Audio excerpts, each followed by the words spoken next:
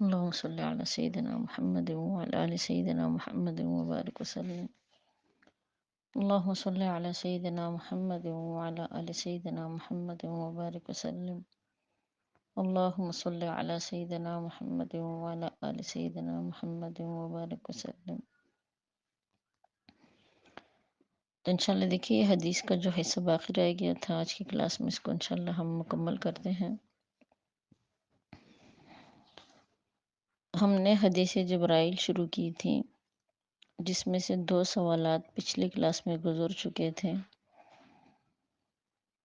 کہ ایک شخص آیا اور اس نے آپ صلی اللہ علیہ وسلم سے مجمع میں کچھ سوالات کیے،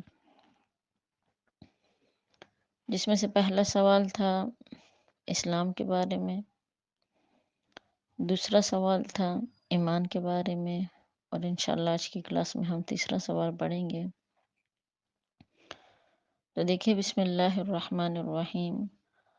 قال، وہ شخص کہنے لگا، آنے والا شخص کہنے لگا، فَأَخْبِرْنِي عَنِ الْإِحْسَانِ، اے محمد مصطفیٰ صلی اللہ علیہ وسلم، آپ مجھے احسان کے بارے میں بھی بتلا دیجئے کہ احسان کیا ہے. قال، آپ صلی اللہ علیہ وسلم نے فرمایا، ان تعبد اللہ، تم اللہ کی عبادت کرو، کأنک تراہ، گویا کہ تم اللہ کو دیکھ رہے ہو. فإن لم تکن تراہ، اگر تمہاری یہ کیفیت نہ ہو سکے،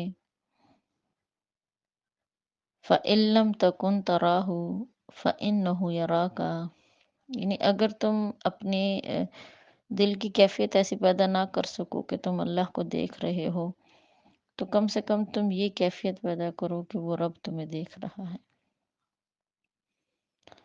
اب دیکھیے تیسرا سوال کیا تھا اس شخص نے، اس آنے والے شخص نے، احسان کیا ہے.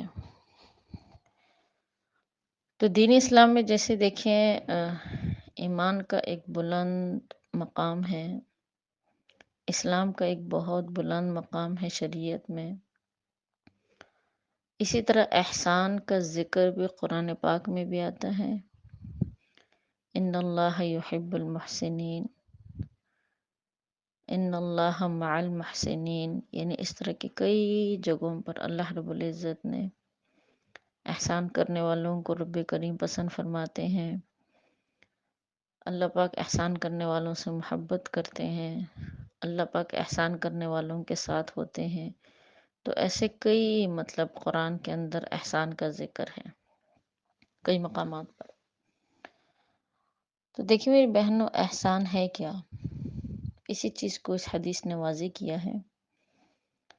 آپ صلی اللہ علیہ وسلم نے احسان کی تشریح فرمائی ہے کہ جب بھی تم اللہ کی عبادت کرو تو تمہارے دل کی یہ کیفیت ہونی چاہیے کہ تم اللہ کو دیکھ رہے ہو، اپنے آنکھوں سے دیکھ رہے ہو. اور اگر تم اس کیفیت کو پیدا نہ کر سکو تو تمہاری دل کی کیفیت ہونی چاہیے کہ اللہ تمہیں دیکھ رہا ہے. اس کو احسان کہا جاتا ہے. عبادات میں اللہ کو یہی مطلوب ہے انسان سے کہ جب بھی تم عبادت کے لیے کھڑے ہو جاؤ، نماز کے لیے کھڑے ہو، قرآن کی تلاوت کے لیے بیٹھو، پورا دن تم روزے کی حالت میں ہوتے ہو، روزہ رکھنا بھی ایک عبادت ہے، نفلیں پڑھتے ہو، سنتے پڑھتے ہو، صلاۃ و توبہ پڑھتے ہو، تم زکوٰۃ کی ادائیگی کرتے ہو، صدقات کی ادائیگی کرتے ہو، خیرات کی ادائیگی کرتے ہو. تم یعنی جس عبادت، دین کے جس پہلو، جس عبادت کو بھی تم کرنا چاہو، تو خاص طور پر اس ٹائم تمہارے دل کی یہ کیفیت ہونی چاہیے کہ میں اللہ کو دیکھ رہا ہوں، تاکہ تمہارے دل اور دماغ کا جو دھیان ہے نا وہ کسی اور جگہ نہ آ جائے. اللہ کو دیکھنا یہ دیکھیے دنیا میں ناممکن ہے. انسان اس کا تصور تو کر سکتا ہے، ورنہ ان آنکھوں سے اللہ کو دیکھنا ناممکن ہے. قرآن نے حکم دیا ہے اور حدیث مبارکہ میں بھی اللہ کے پیغمبر نے فرمایا ان تعبد اللہ کا انکا، کاف تشبیہ کے لیے آ گیا، تم تصور کرو، تم خیال کرو، تم یہ سوچو کہ تم اللہ کو دیکھ رہے ہو۔ تو اسی کے ساتھ اگلا جملہ اللہ کے پیغمبر نے ارشاد فرمایا کہ اگر تم یہ کیفیت نہ بنا سکو، تم اپنے دماغ کا یہ تصور نہ اپنا سکو، تو تم کم سے کم اتنا تو سوچ لو کہ اللہ مجھے دیکھ رہا ہے۔ تو دیکھیں میری بہنوں، کہنے میں تو یہ دونوں جملے بہت زبان سے ادا کرنے میں ہمیں بہت آسان لگ رہے ہیں، لیکن اس کیفیات پر ہمارے اکابرین نے بڑی محنت کی ہے۔ یہ کیفیت اتنے آرام سے حاصل نہیں ہوتی۔ مولانا اشرف علی تھانوی صاحب جو مجدد ہیں، وہ فرماتے ہیں کہ علم دین سیکھنے کے لیے میں نے 8 سال لگائے، لیکن اپنے دل کی کیفیت ٹھیک کرنے کے لیے، یعنی احسان کی حالت کو پیدا کرنے کے لیے مجھے اپنے آپ پر 30 سال محنت کرنی پڑی۔ تو ہمارے اکابرین نے پوری زندگی اسی احسان کی کیفیت پیدا کرنے پر لگائی، باطنی کیفیت ہوتی ہے یہ۔ ورنہ تو ہم سب کو اپنی نمازوں کا بھی اندازہ ہے اور باقی عبادات کا بھی۔ اول اگر اپنی نمازوں پر ہم غور و فکر کریں تو دیکھیں، جب جیسے ہی ہم بولتے ہیں نا اللہ اکبر، تکبیر تحریمہ پڑھتے ہیں، تو آپ کو پتہ ہے ہم مختلف خیالات اور سوچوں میں ڈوب جاتے ہیں۔ وہ تو ہماری اتنی پکی وہ عادت بن گئی ہے کہ رکوع میں جانا ہے، سجدے میں جانا ہے، قیام کرنا ہے، اتحیات میں بیٹھنا ہے، وہ تو بس اسی ترتیب سے ہم کر رہے ہوتے ہیں۔ لیکن میں نہیں سمجھتی کہ ہمارا دھیان اتنا ہوتا ہے جو مطلوب ہے خدا کو، اتنا دھیان سے ہم نماز نہیں پڑھتے۔ اس کیفیت کو پوری نماز میں اپنانا اللہ کی ایک بہت بڑی نعمت ہوتی ہے۔ بلکہ بعض اوقات جو باتیں عام روٹین میں یاد نہیں بھی آتی، تو وہ ہمیں نماز کی حالت میں یاد آتی ہیں۔ جو چیزیں دل اور دماغ میں فارغ بیٹھے ہوئے دل اور دماغ میں وہ چیزیں نہیں بھی آتی، تو نماز کی حالت میں یہ چیزیں آ جاتی ہیں۔ تو اس لیے میری بہنوں، شیطان کبھی بھی نہیں چاہتا کہ انسان کی مکمل توجہ اللہ کی طرف ہو۔ مجھ سمیت اللہ پاک ہم سب کو اس کیفیت کی توفیق عطا فرمائے، یہ کیفیت ہمیں نصیب فرمائے۔ لیکن دیکھیے حدیث مبارکہ کے الفاظ کیا ہیں؟ اللہ کی عبادت اس طریقے سے کرو گویا کہ تم اللہ کو دیکھ رہے ہو، یا کم سے کم تم یہ سوچو کہ اللہ تمہیں دیکھ رہا ہے۔ ان کیفیات کی بڑی برکات ہوتی ہے، بہت ہی برکات۔ سب سے پہلی چیز تو یہ ہے کہ دیکھیں، جتنی دیر ہمارا یہ تصور ہوگا، ہم مراقبے کی حالت میں ہوں گے، ہمارا پورا جسم، دل اور دماغ، پورا جسم متوجہ ہوگا اللہ کی ذات کی طرف۔ اور جب انسان مکمل طور پر اللہ کی طرف متوجہ ہوتا ہے، اللہ کی رحمت اس شخص کو ڈھانپ لیتی ہے۔ اللہ کی رحمت اس پر ایسے برستی ہے، ایسے برستی ہیں جیسے بارش کے قطرے برستے ہیں۔ دیکھیے میری بہنوں، یہ کیفیات اگر اللہ رب کریم ہمیں نصیب کرے تو ایسی کیفیت ہوتی ہے کہ اس کیفیت کے بعد دل کی یہ حالت ہو جاتی ہے کہ اللہ خوف علیہم ولا ہم یحزنون۔ اگر اللہ ہمیں عبادات میں یہ تصور پیدا کرنے کی توفیق عطا کرے تو ہماری یہ کیفیت ایسی بن جاتی ہے کہ پھر قرآن کی آیت خود اس چیز کی وضاحت کر رہی ہے کہ اللہ خوف علیہم ولا ہم یحزنون۔ یہ ایسے دل بن جاتے ہیں کہ ان پر کوئی خوف اور کوئی غم نہیں ہوگا، نہ انہیں ماضی کا کوئی دکھ، نہ مستقبل کا کوئی غم انہیں ہوگا۔ یہ ایسی کیفیت ہوتی ہے، جس انسان کو یہ کیفیت نصیب ہو جائے تو اس کے لیے دنیا جنت بن جاتی ہے۔ جنت میں ہم کیوں خواہش کرتے کہ ہم جائیں؟ نعمتیں تو یقیناً وہاں پر اللہ کی بہت زیادہ ہیں، اس میں تو کوئی شک نہیں، لیکن دیکھیے وہاں پر ہمیں اطمینان، کامل اطمینان نصیب ہوگا۔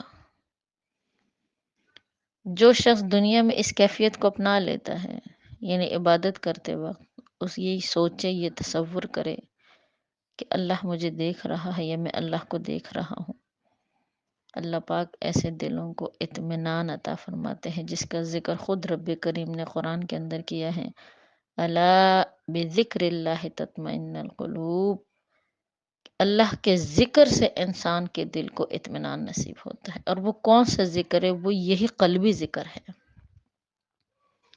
کہ جب ہمارا دل کس کی طرف متوجہ ہو، اللہ کی طرف متوجہ ہو، اللہ کی طرف متوجہ ہو۔ تو حدیث کی کلاس سے اللہ پاک سے دعا گو ہے کہ رب کریم ہم سب کو اس کیفیت کی توفیق نصیب فرمائے، ہماری عبادات میں بھی اللہ پاک ہمیں اسی کیفیت کو اپنانے کی توفیق نصیب فرمائے۔ اس کیفیت کو اپنانے پر ہم نے محنت کرنی ہے۔ جب بھی نماز کے لیے نیت باندھے، تمام خیالات دل سے دور کر کے یہی سوچے کہ یا اللہ تجھے یہ کیفیت مطلوب ہے، اس میں ہمارے ساتھ آسانی کا معاملہ فرما۔ اس لیے کہ شیطان کبھی بھی نہیں چاہتا، کبھی بھی نہیں چاہتا کہ کوئی بھی مسلمان قلبی طور پر اللہ کی طرف متوجہ ہو۔ زبان سے تو ہم اللہ کا نام ادا کر دیتے ہیں، لیکن دلی طور پر، اس لیے کہ دیکھیں انسان جب قلبی طور پر اس رب کا تصور اپنے دل اور دماغ میں لے کر آئے تو پھر وہ پکا مومن وہی ہے، اور اس سے جو انوارات نصیب ہوتی ہیں اور اس سے جو ایمان کامل بنتا ہے تو وہ صرف الفاظ کو رٹنے سے نہیں ہوتا۔ اس لیے شیطان کی تو کوشش ہوتی ہے کہ کبھی بھی ہم اللہ کی طرف مکمل متوجہ نہ ہوں، ہم دلی طور پر دل اور دماغ ہمارا اللہ کی طرف متوجہ نہ ہو، تاکہ وہ انوارات ہم محسوس نہ کر سکیں یا وہ انوارات ہمیں نصیب نہ ہو۔ تو اس لیے اس کے لیے محنت کریں، اللہ پاک ہم سب کو اس کیفیت کو اپنانے کی توفیق عطا فرمائے۔ اسی طرح اس شخص نے اگلا سوال کیا،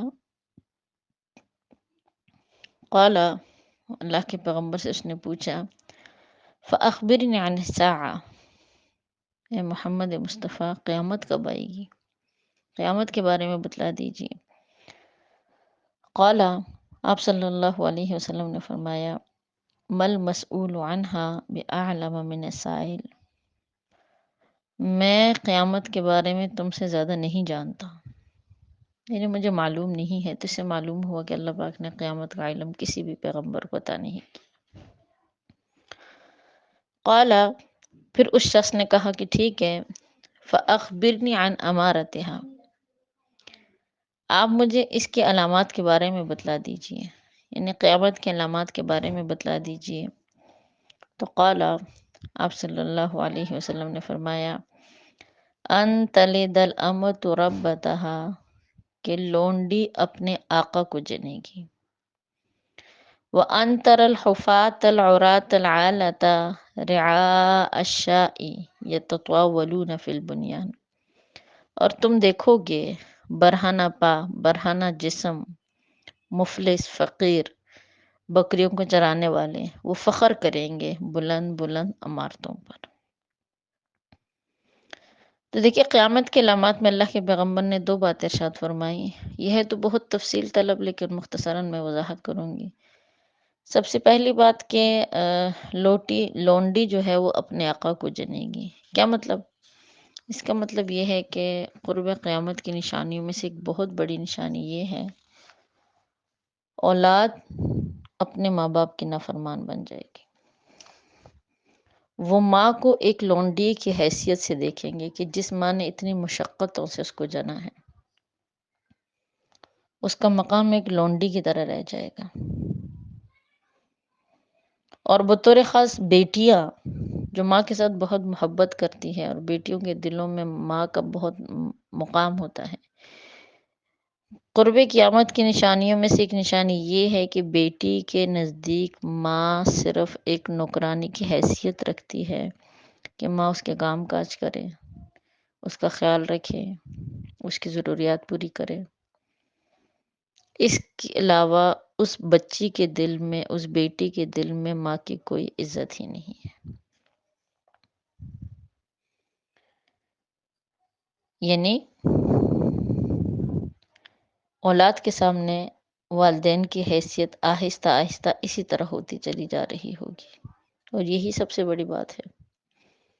اور جو وقت ہمارے سامنے ہے اور آنے والا وقت نہ جانے کیسا ہوگا، اس میں یہی ہے کہ والدین کی عزت نہیں ہے، ماں کی عزت نہیں ہے، باپ کی عزت نہیں ہے۔ اولاد ماں باپ کو اپنی ایک ضرورت کے حد تک یعنی اس کو پہچانتے ہیں، ورنہ ویسے ان کو ان کی عزت کا، ان کے مقام کا بالکل اندازہ ہی نہیں۔